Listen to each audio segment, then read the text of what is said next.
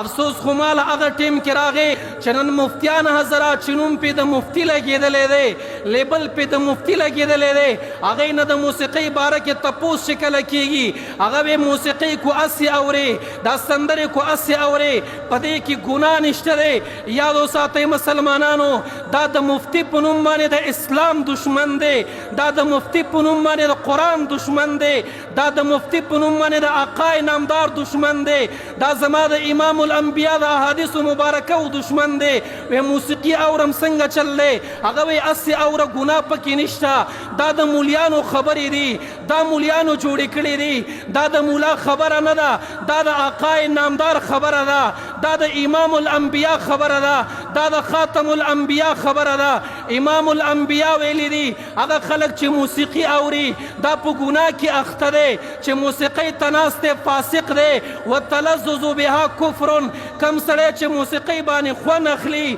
مزه اخلي امام الانبیاء وی اسلام نه خارج دی امام الانبیاء وی کافر دی. او مفتی صاحب د آخرت فکر ځان سره پیدا کا او مفتی صاحب د قبر فکر ځان سره پیدا کا سبا به قبر لورځي سبا به امام الانبیاء لورځي سبا به د الله مخې ته ودرېږي. نن امت مسلمه مه ګمراه کوه نن امت مسلمه مه بېلارې کوه. امام الانبیاء ویلی دي زه الله را لېږلی دی دپاره ما د موسیقۍ آلات مات کما د موسیقۍ اسباب مات کما. امام الانبیاء وی دوه اوازونو باندې د الله لعنت دی یو د موسیقۍ اواز دی د ټنګ ټکور اواز دی دې د جرت خبرې ته وګوره دې د غیرت خبرې ته وګوره دې نه الله نه شرم نه ورځي د قرآن نه شرم نه ورځي د پیغمبر نه خو ځکه نه شرمېږي د پیغمبر نه خو ته من کرې د حدیثو نه ځکه نه شرمېږي د حدیثو نه ته من کرې دا دومره لوی امت په خبره باندې نه پوهېږي. امام بخاري په خبره نه پوهېږي امام مسلم په خبره نه پوهېدو امام ترمذي نه پوهېدو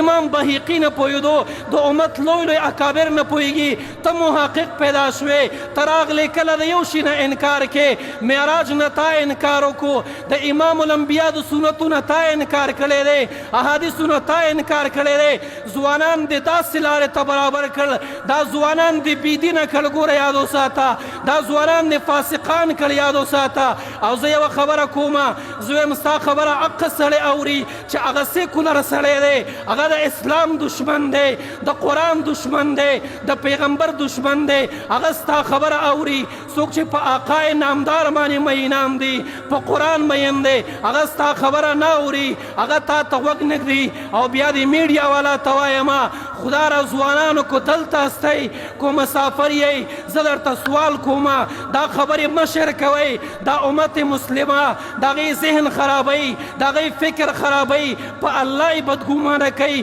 په پیغمبر یې بدګمانه کوي په اسلام یې بدګمانه کوي. خپل اسلام تراشئ قرآن تراشئ پیغمبر پاک علیه السلام تراشه او تا ته وایم مفتی صاحب ما یو کشر وګڼه زه دا ورته فکر در کومه شاید ته ډېر په غلطه لار باندې روان وې د خپل تحقیق په نشه کې د خپل علم په نشه کې د آقای نامدار دشمن شوې د احادیثو مبارکه و دشمن شوې د قرآن دشمنې ځان په خبره باندې پوه که او دې د غیرت خبرې ته وګوره دې د جرت خبرې ته وګوره. وی د عالم د بیان نه اورېدل چې د ملا تقریر واورې وی دې نه موسیقۍ کې ثواب ډېر دی الله اکبر وی دې نه په لډو کې ثواب ډېر دی دې نه په تاش کې ثواب ډېر دی. او خدای د خدای تعالی بندګانو دا په کوم طرف روان یو لاندې چې وګورې دنیا مخلوق دی ورپسې دا چې دجال راشي څه به کوئ دا چې دجال غوندې فتنه راغله څه به کوئ دا خو یو سړی دی د آقای نامدار دشمن دی د هغې د حدیثو مبارکه و دشمن دی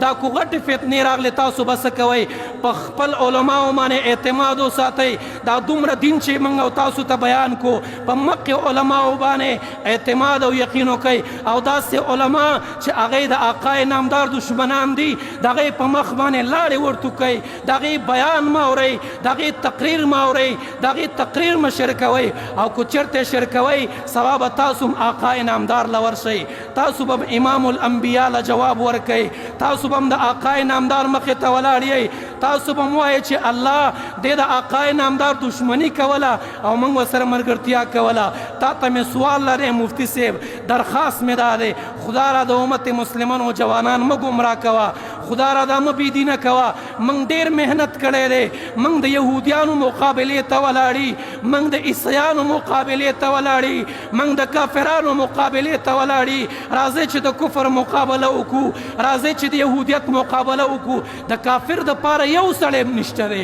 د انګریز د پاره یو سړی نشته دی د یهودي د پاره یو سړی نشته دی او خپل میس کې دومره نرانی ټول ځوانان هم بې دینه او ګمراهان کړو د اسلام نه باغیان کړو دا څه دین دی چې دې خلکو ته بیانوي دا څه دین دی چې